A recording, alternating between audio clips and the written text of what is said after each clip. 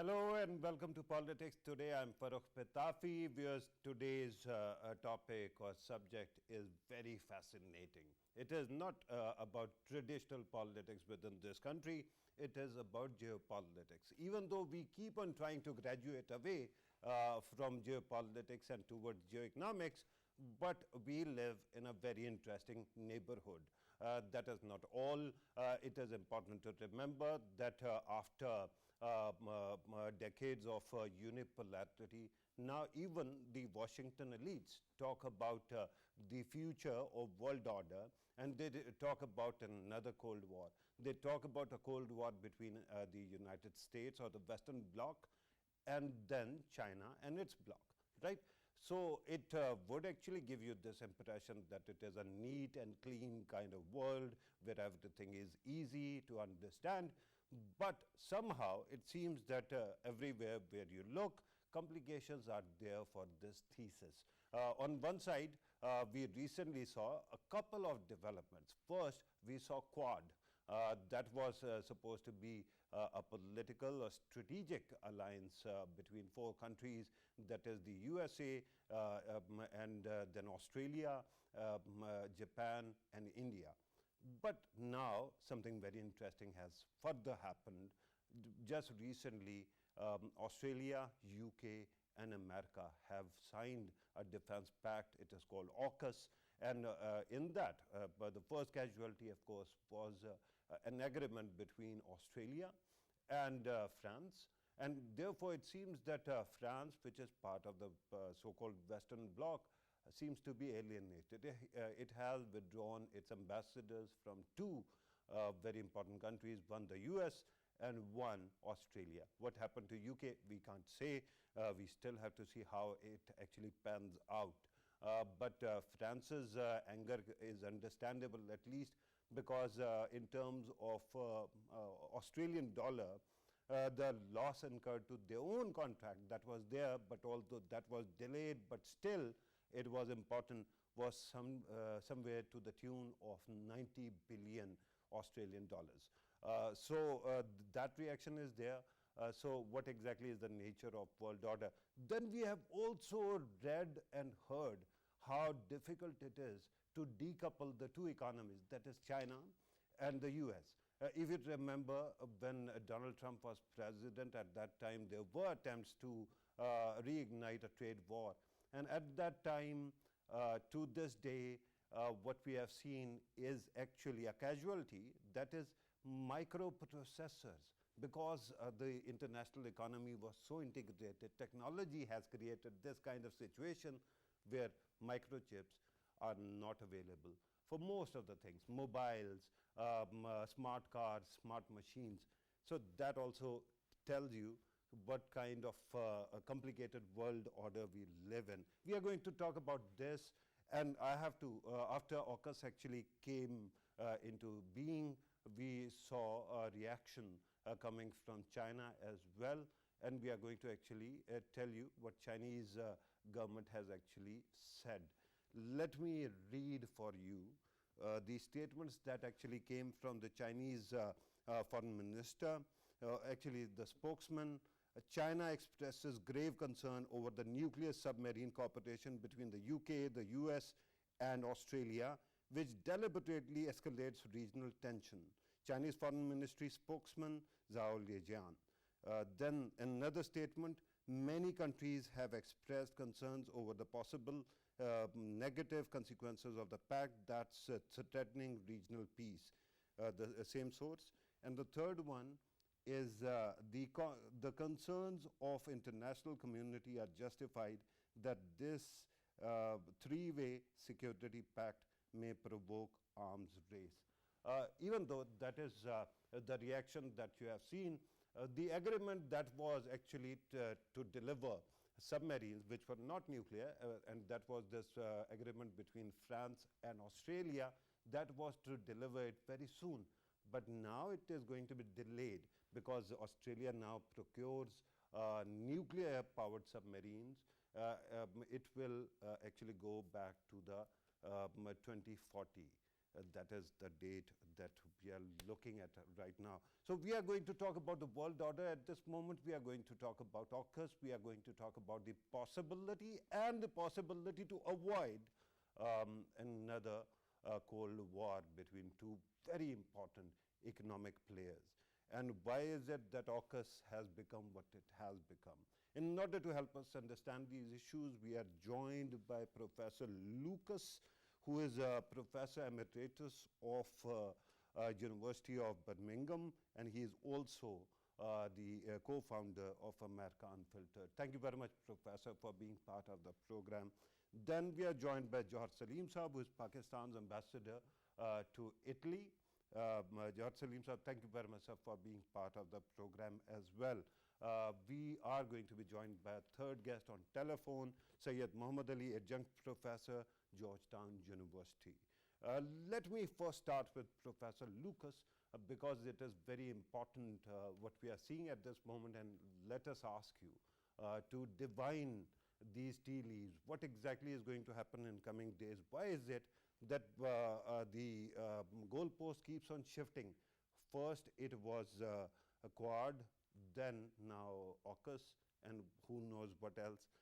With your permission, Professor, I'm told that we have a package for our viewers as well. Let us first play that, and then I'm going to come to you, sir. Let us watch it. As the war in Afghanistan has ended, global power balance is yet again shifting. The United States has now shifted its focus towards the Indo-Pacific region. AUKUS is a trilateral security pact that was announced between Australia, the United Kingdom and the United States on 15th of September 2021, under which the US and the UK agreed to help Australia to develop and deploy nuclear-powered submarines, adding to the Western military presence in the Pacific region. Australia's decision to tear up the French deal in favor of American nuclear-powered vessels sparked outrage in Paris. The French President Emmanuel Macron recalling France's ambassadors to Canberra and Washington in an unprecedented move. The European Union and Germany also said that the abandonment of the Ocean-class submarine project that Australia and France had been working on since 2016 constituted unacceptable behavior among allies. France had lost a contract to supply conventional submarines to Australia that was worth $36.5 billion when it was signed. The pact is widely seen as aimed to counter the rise of China. The pact announced prompted criticism from Beijing and also intense irritation in Paris, who was told about the pact cancellation only about an hour in advance by the Australians, giving Paris no time to respond or propose alternatives. China's Foreign Affairs Department spokesman Zhao Lijian said that the United States, UK and Australia are engaging in cooperation in nuclear-powered submarines that gravely undermines regional peace and stability, aggravates the arms race and hurts the international non-proliferation efforts. The Chinese embassy in Washington, D.C. accused the three countries of having Cold War mentality and ideological prejudice. The three-way security pact is extremely undesirable, which will upset the strategic balance in the Asia-Pacific region and trigger off a chain of nuclear arms race. Right, you have seen the package. Now let me straight away go to Professor Lucas. Sir, three things. Why do you think the US and the other two countries felt the need to actually embark on this treaty or sign this treaty? Secondly, why do you think that France is actually overreacting right now, or actually it has legitimate concerns? And what becomes of the Western alignment, sir? Those are great questions. Let me start with the motives behind AUKUS, Australia, UK, US, and how it might be connected to the Quad, which we are also discussing. And that is Australia, of course, would like to show an importance in the Asia-Pacific region, would like to show military capability. Nuclear-powered submarines are in advance on the diesel-powered submarines they could get from France.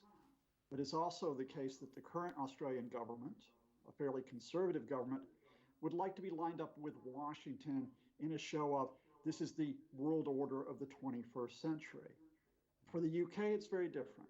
You know, the UK, we talk about the special relationship with the United States, but it is in a Brexit reality where it separated itself from the European Union, yet its Prime Minister, Boris Johnson, proclaims a global Britain. Well, how do they show their supposed importance when they've cut themselves off from Europe? They do it in the Asia-Pacific area. And of course, the United States, both with AUKUS and with the Quad, is trying to line up, if not a confrontation with China, a clear competition. It is military through AUKUS, but through the Quad, it also is trying to be economic. It's trying to show an alternative in terms of development to counter China's Belt and Road Initiative. Now, where does that leave France and Europe?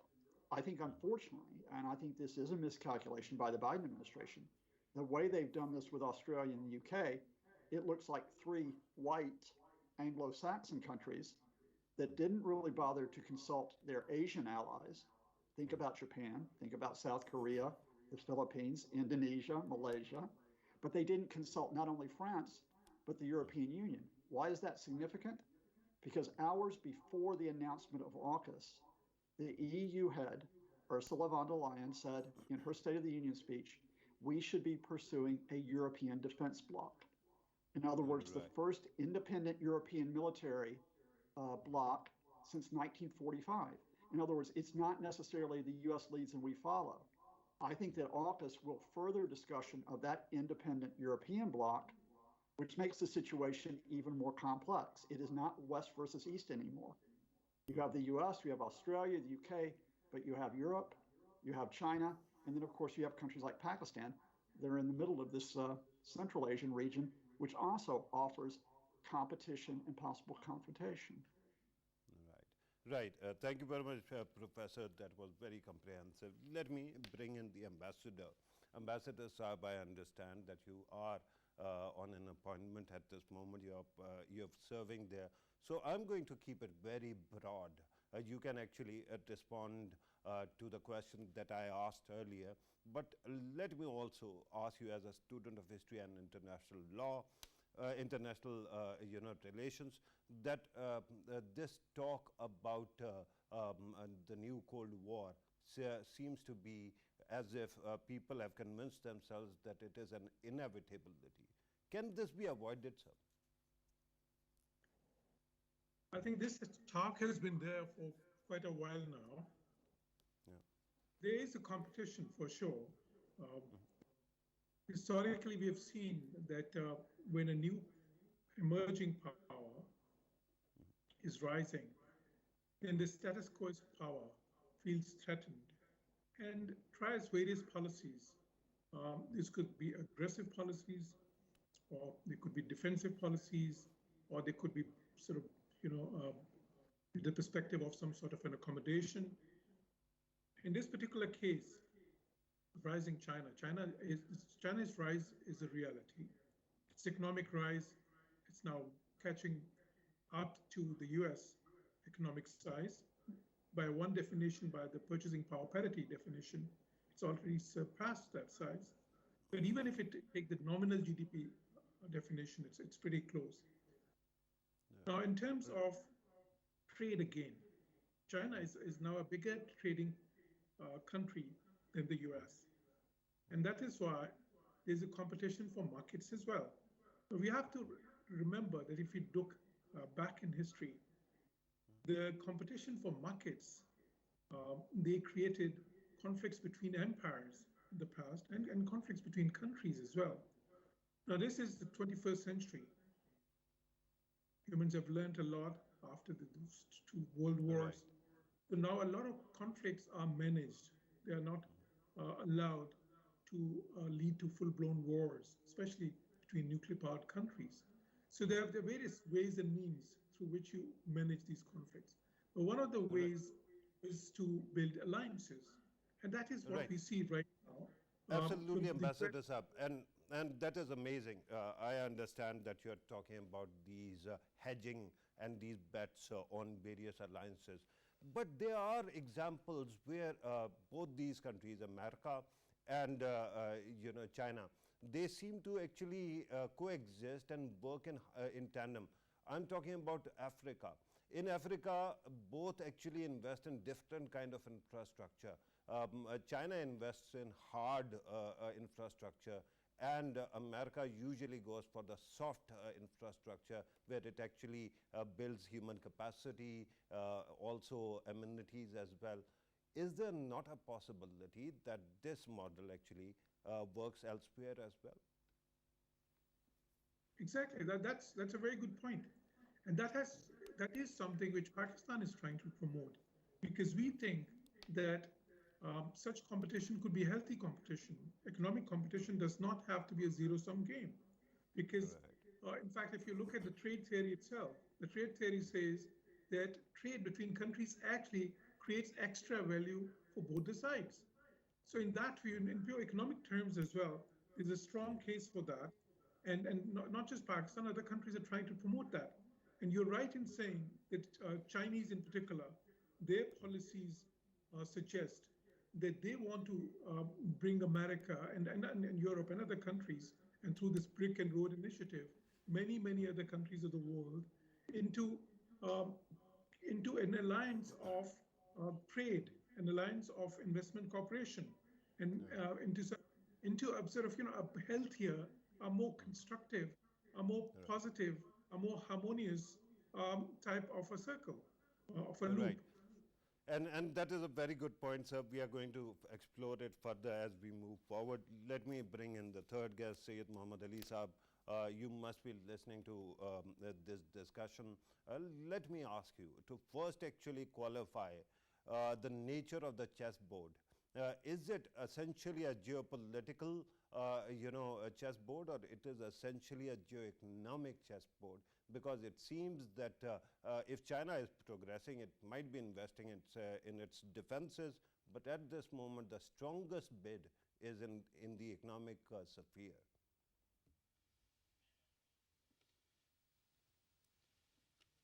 Muhammad Ali Saab, can you hear me? Right, there seems to be some complication. We are going to come back and talk about it further. Let me go back to Professor Scott Lucas. Professor, you have listened to what the ambassador was saying.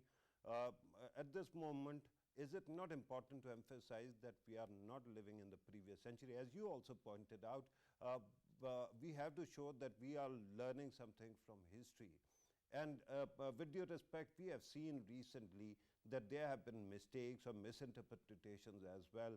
We end up actually hedging bets where we decide that this is going to be the nature of world order, and in the end, it doesn't actually pan out. It happened to the unipolarity. You saw what kind of strange thing it became.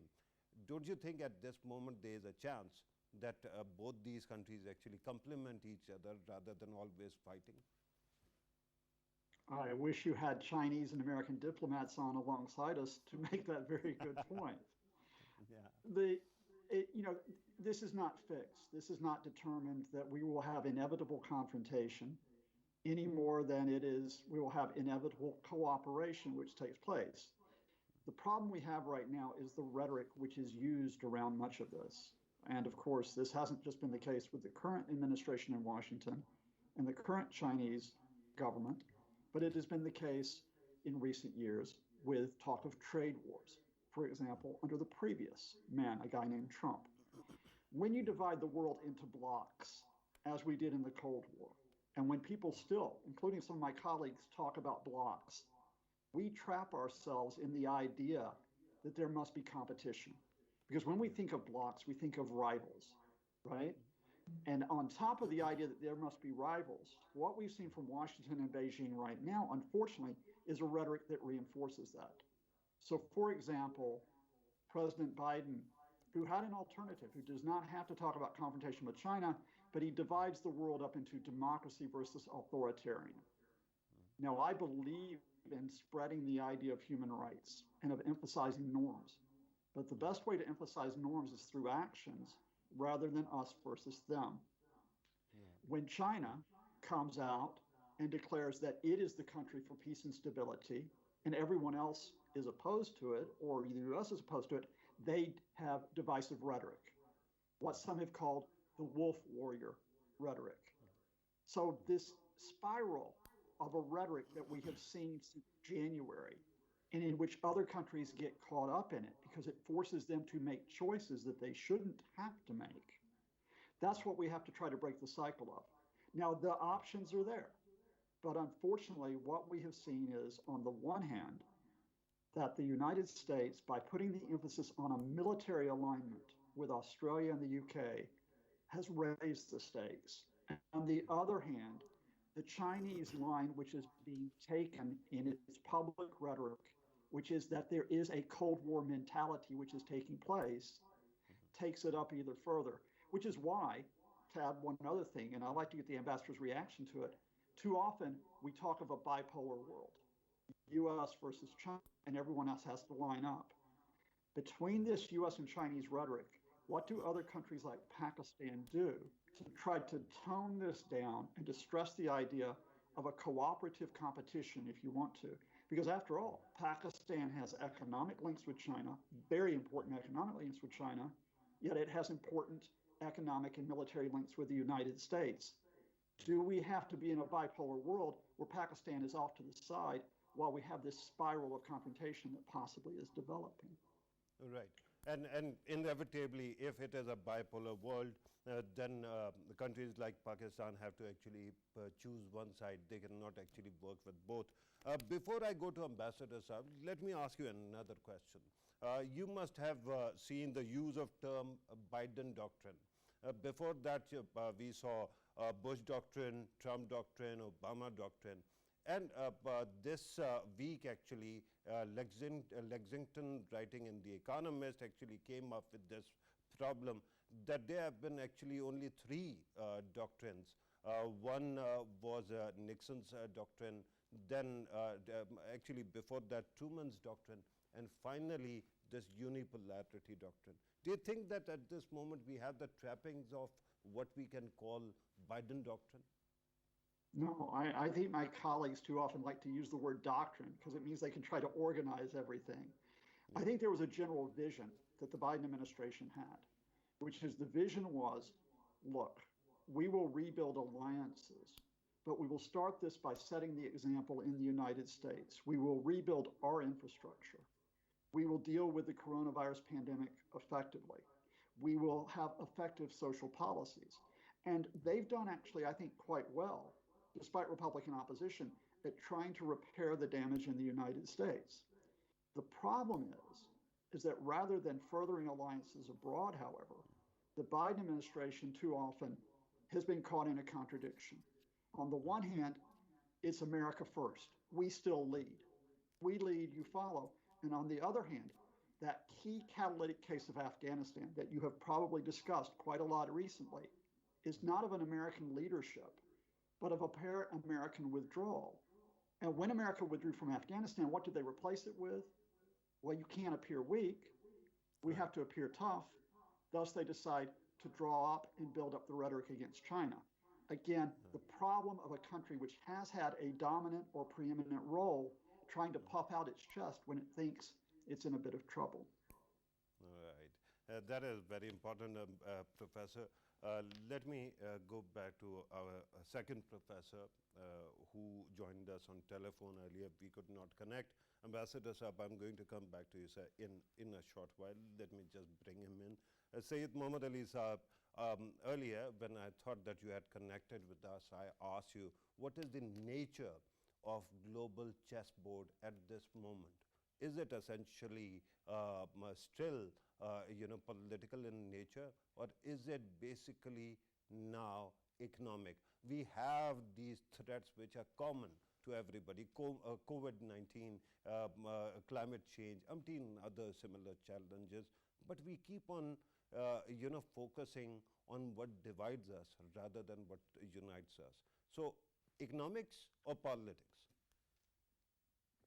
Well, I'd Pitafi Saab, I'd hyphenate the two terms and say that it's geo-economic, and and I mean that's that political economy link. I mean it's intrinsic and has perhaps been there for a while, but yes, I mean the other dichotomy that I would suggest is between conflict and cooperation.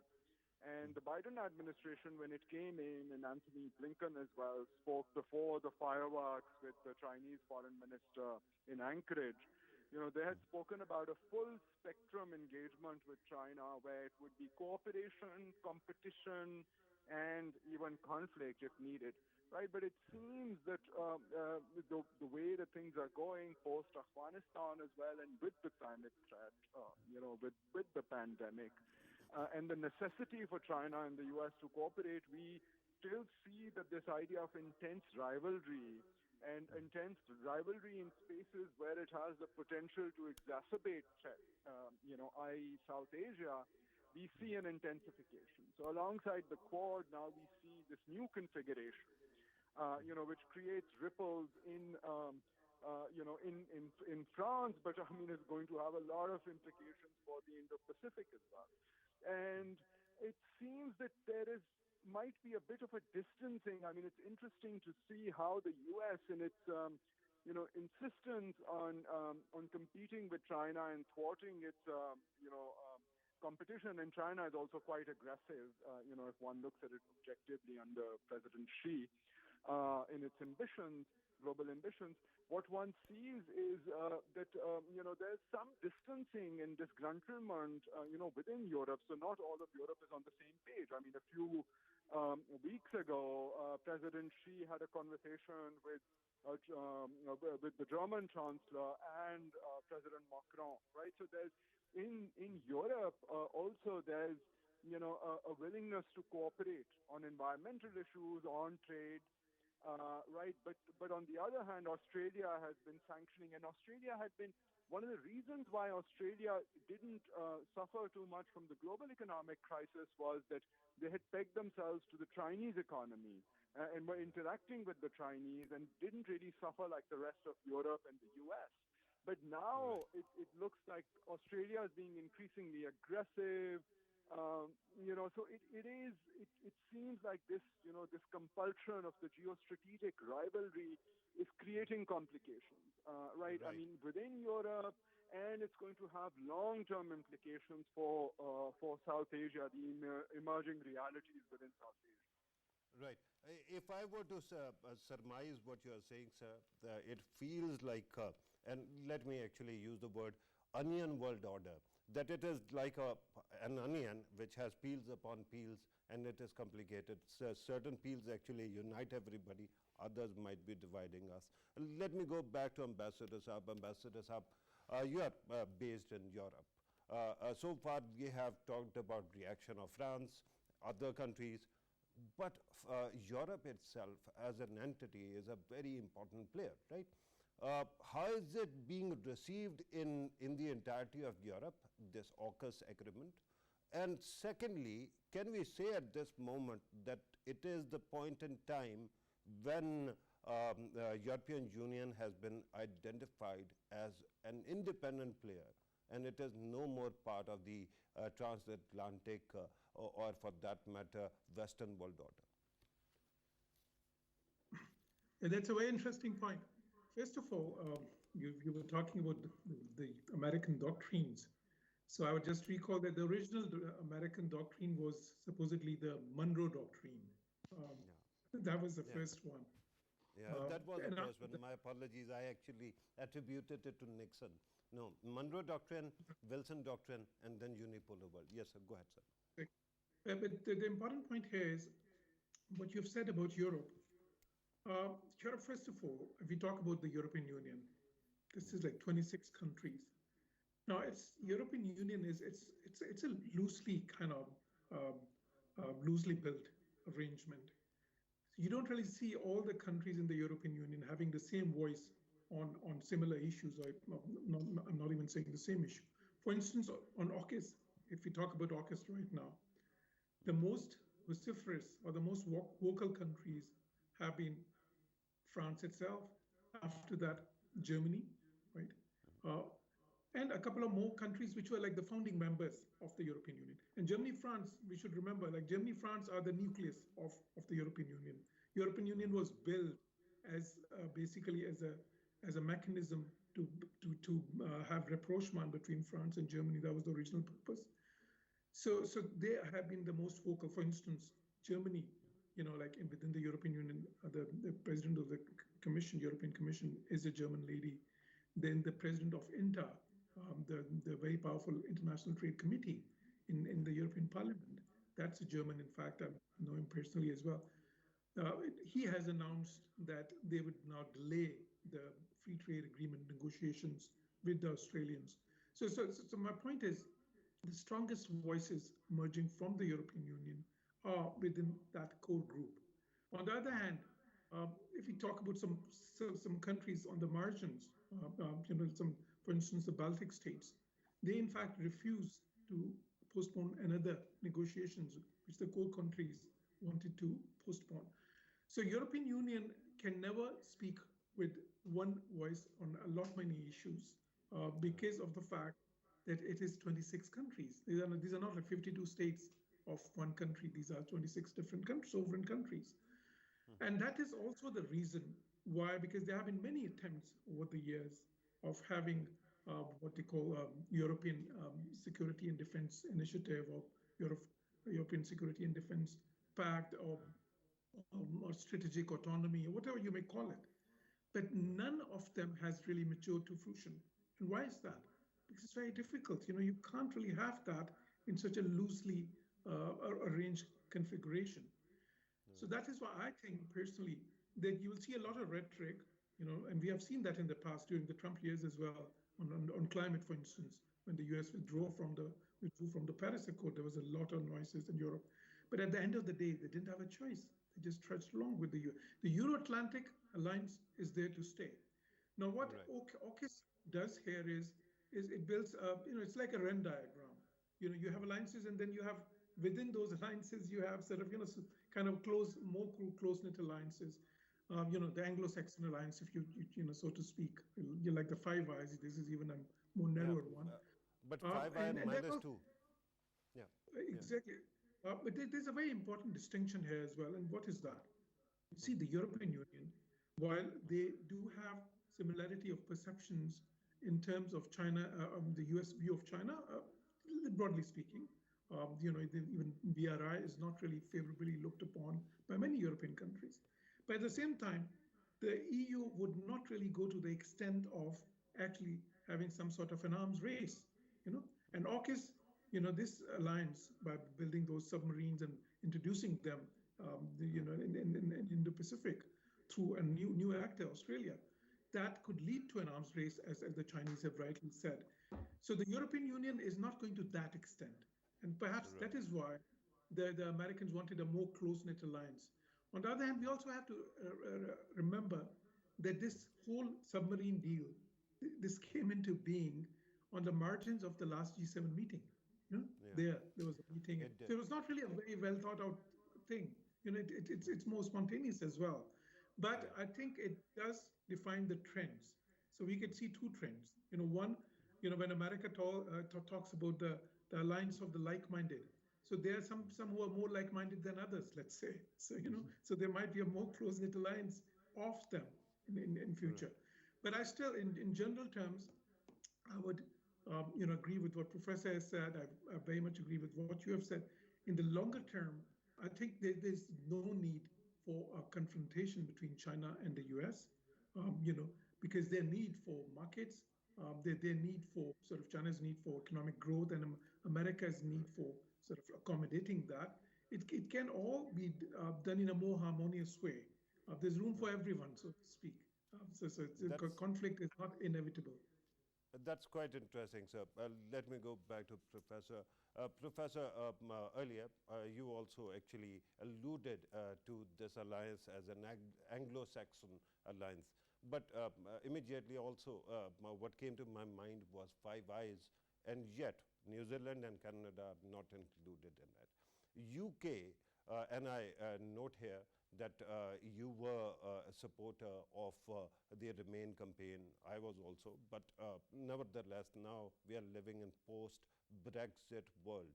Now, when UK is included in this agreement, this alliance, and UK is the only country that the US has actually shared this technology with, we understand that. But was it not essentially a trade deal that Boris Johnson was actually looking for? and in the end, there's only a strategic deal and not being part of the Mexico, Canada, America, trade agreement. How does it actually pan out?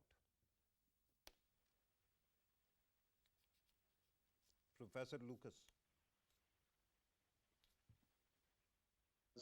Sort of said the UK is useful here, but we don't see any use for it here. You're absolutely right that Boris Johnson for 5 years sold the myth of a US-UK trade deal which would be around the corner.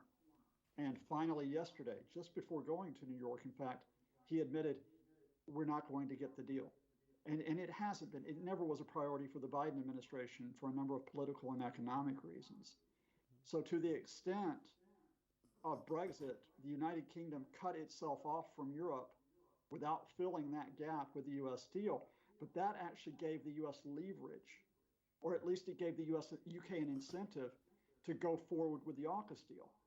In other words, if Joe Biden wanted to create, as the ambassador put, the coalition of the like-minded, to show this military cooperation over nuclear-powered submarines, the UK would join into it as a global Britain, which is no longer projecting itself in Europe, but trying to project itself thousands of miles away in the Asia Pacific. Now, I don't think it's a very coherent strategy. I don't think it's a winning strategy for the UK, but politics often is not about medium to long-term strategy. It's about short-term messaging. And Boris Johnson was in exactly the right place for both the Australians and the US to bring him on board as part of this agreement. Right. So how will you actually characterize it now, if it is not a doctrine? Are you going to call it spitballing at this moment? I think what you have with most governments is not necessarily a specific one-size-fits-all doctrine. They are very rare, such as that Monroe Doctrine that we heard about from 1823. Instead, what you have is a perception of the world and how you can try to organize it for your interest.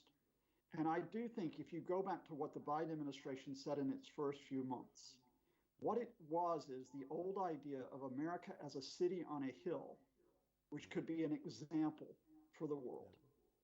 If we got the coronavirus under control and helped others do so, if we built up our infrastructure, if we raised the poor out of poverty, that is an example that gives us credibility around the world. But there is a gap right now between the domestic policy, which I think would be a very effective competition with China if they did that domestically, and what they are doing overseas.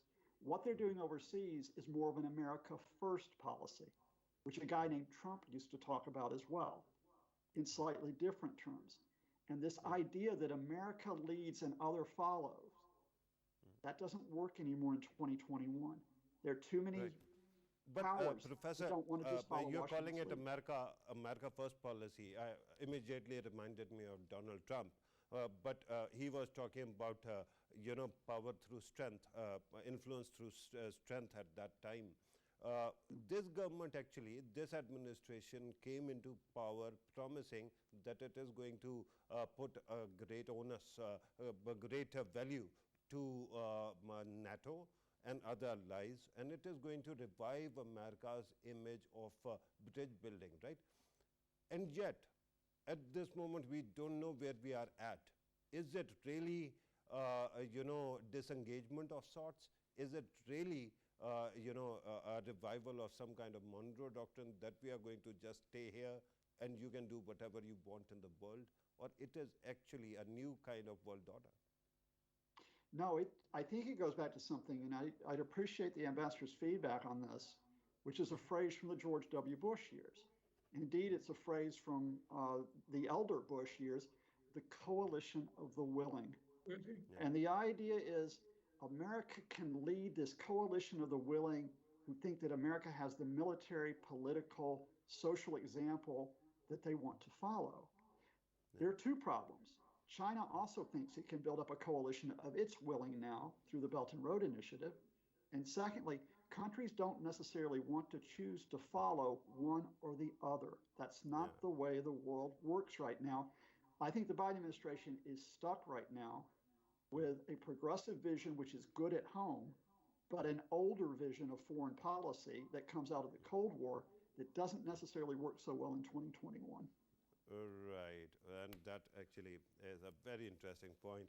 I've very quickly go to I have to go to Syed Muhammad Ali Saab. Syed Muhammad Ali Saab, on one side, and I'm told that we are running out of time. You joined us late, but I want you to actually chime in here, sir. On one side, we are talking about possibility of a conflict or a new Cold War. Then we see there are many factors. One, Europe as an entity or being isolated as an entity. Then we could have called it a great power rivalry, but you see Russia there, you see China there and America, but Europe once again disappears from the scene. So what exactly is it, this world order? How are you going to characterize it at this moment?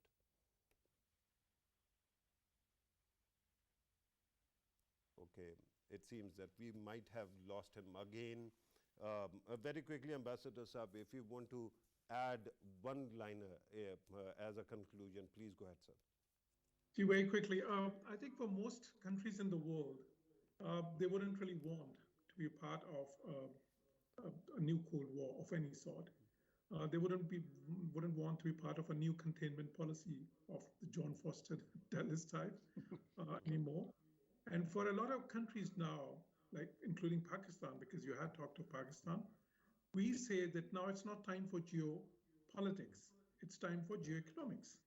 Let's all work together and let's all come up with things which are mutually advantageous and mutually beneficial. Rather than conflict, let's cooperate. And Ambassador Saab, that is a great point. Professor, very quickly, I know that my producer is going to actually be angry, but if you want to come up with one liner, please go ahead. Look, I think the most important issues in the world today are dealing with this pandemic that affects all of us, and it's climate change. And I think old-fashioned Cold War politics does not address the transnational issues, which are the immediate priorities. So I hope a few of our words get up to Washington and Beijing so they can come along with us and focus on the right priorities rather than the outmoded ones.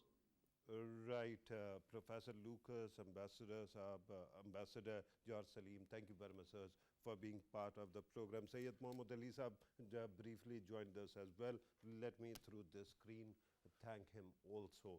Because actually this whole debate actually takes me back to my own childhood, when there used to be a very interesting spot on television where two children are playing and then they all of a sudden start fighting.